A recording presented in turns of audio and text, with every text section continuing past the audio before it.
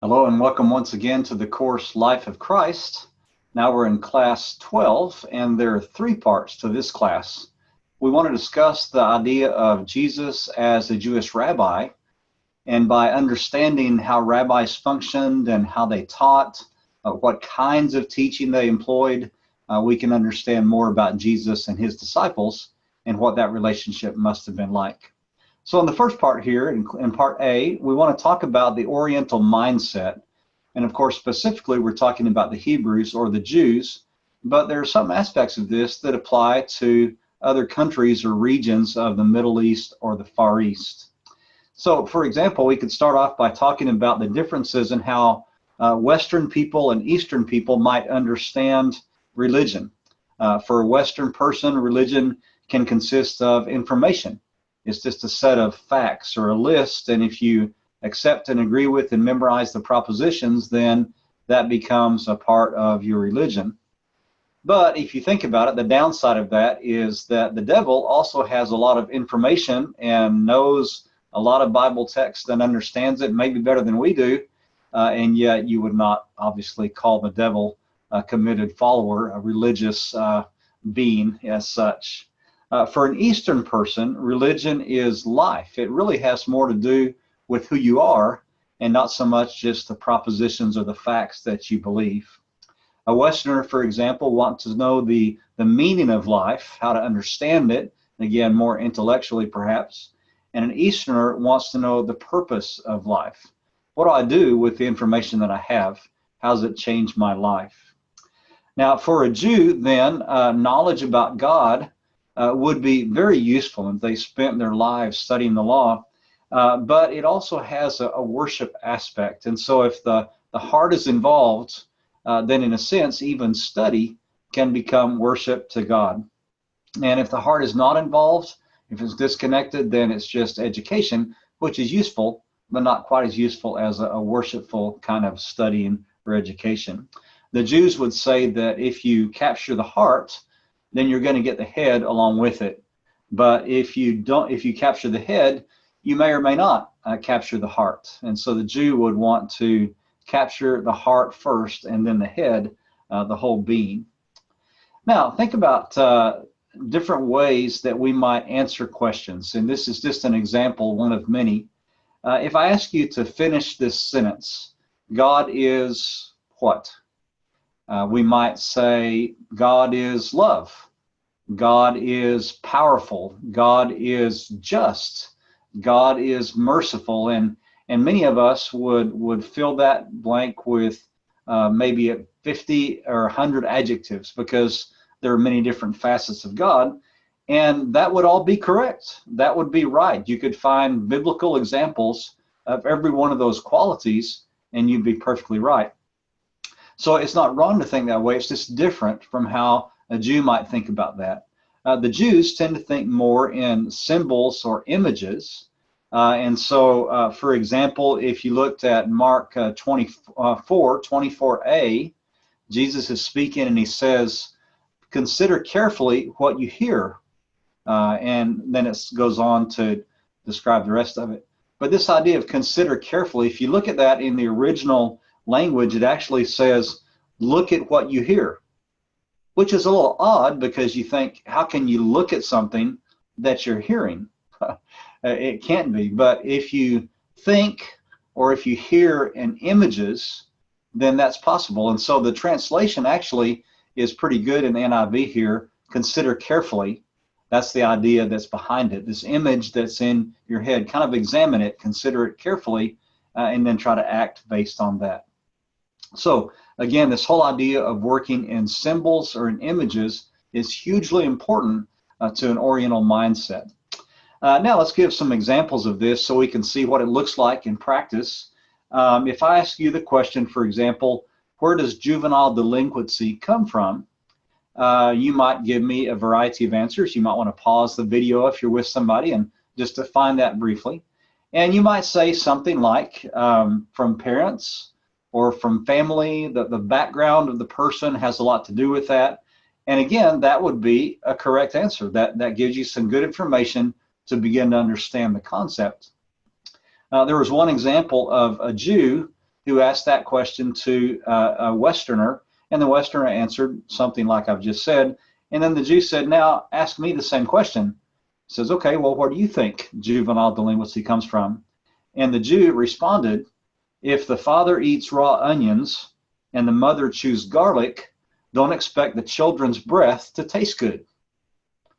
Now, you think about that, and it says the same thing, basically, that the parental influences really affect the child. And yet, of the two, you'd probably remember the second more because it's an image. It's just all right there, and so it's not as difficult. You don't have to memorize a list or a set of rules or 50 words. It's just an image there, and it sticks with you more. That's very Jewish to describe something that way. Other examples that have to do with different descriptions of who Jesus is. If people ask us, who is Jesus? You might say again, Jesus is loving. Jesus is kind. Jesus is compassionate. And certainly he's all of those things. But if you ask a Jew, especially a Messianic Jew that believes in Jesus as Messiah, Savior, they might say Jesus is the light of the world.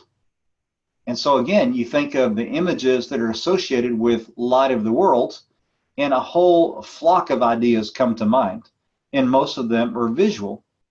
And if you think about the history of Jesus, it's possible that he was conceived during the Feast of Hanukkah, the Feast of Dedication mentioned in John 10, which is the Feast of Lights. And so you have the light of the world conceived by Mary during the Feast of Lights. So again, it's an image, visual image or symbol that tells you something about who Jesus is in a memorable way. The same thing, we talked, remember, about Jesus' birth and some details of the birth, like the manger and where he was. And you think about Jesus as living water, as he's mentioned in the Gospels. And you think, okay, the living water was born, and he could have been placed in a water trough, as we mentioned, a stone water trough that the animals would drink from. So again, it's a visual image that tells you something accurately about Jesus in a memorable fashion. Another one, and we briefly mentioned this one before, we talk about Jesus being the bread of life, the true bread that comes down from heaven, John chapter 6. And he's born where? In Bethlehem, the house of bread. And so the bread of life is born in a bakery, in a house of bread. These are all images, again, and once you give the central image, then you can go a lot of different directions in how you explain that and understand it and apply it. But you only have to hang on to one image, and all the rest kind of comes along with it, and you can remember it more easily. So again, it's just a different way to think and to process and to learn. Another example, I went through these already, so I'll skip these. If you think about the example of Jael and Sisera, in Judges 4 and 5, actually, the story about Deborah and Barak that go off to fight Sisera and the army of Canaan up near Mount Tabor. In that story, of course, Deborah, the judge, is the courageous one and goes with Barak, and they win the victory. And as the story is winding down, Sisera, the general of the Canaanites, flees and takes refuge in the tent of Jael, Jael. And you think, okay, well, that's the story. And then Jael, puts him to sleep, gives him some warm milk, and he falls asleep. And then she takes the tent stake and she drives it through his temple into the ground and kills him. And then chapter 5 is about the whole story of what just happened, but in song form. Now, if you look at some of the meanings of the names, Jael actually means Yahweh is God. Yah, for the J-A, is short for Yahweh. And then El is Hebrew for God. And so Jael's name means Yahweh is God. And then Sisera's name means serpent. And so again, you think about this, and if this is a contest, then perhaps we're looking at a contest between God, or a servant of God, and the devil, or a servant of the devil. And so you have Yahweh as God against a serpent. And then you add one more feature to it. You think of Genesis 3:15, the very first sin when God is giving the consequences to Adam and Eve and the serpent. And he says to the serpent, you shall strike their heel, but they shall crush your head. And it's a messianic prophecy, the first one having to do with Jesus destroying the devil and his work. And so you think about that, how was the Messiah going to operate? He was going to crush the head of the devil, of the enemy. And you go to this story where Yahweh, a servant of Yahweh, Jael, crushes the head of Sisera. And so again, you see a fulfillment of the messianic prophecy. And it's very likely that Jews who would be studying this story would make the connection between this prophecy and what just happened between God and the devil. If you go to another example, over in 1 Samuel 17, you have the story of David and Goliath. And you probably know this story well, where David goes to visit his brothers in the army, and the Israelites are drawn up against the Philistines on opposite hills, and Goliath issues his challenge, and David accepts the challenge when no one else does, and by faith in God, he kills Goliath, and then the Israelites gain a great victory. Now again, you have a story where you have the follower of the serpent versus the followers of Yahweh, right? Good versus evil. And you think again, how did David kill Goliath? Really in two pieces, in a sense, not to make a pun. But one was that his stone that he slung from his slingshot, it says it sank into the forehead of Goliath. And so once again, you have this idea of the servant of God crushing the head of the serpent, or the servant of the serpent. And then after he falls, then David takes his sword and cuts off his head. So once again, the connection between this prophecy back in Genesis 3:15, and again, the visual image of the head being crushed is repeated in this ongoing battle between God and evil, God and the devil.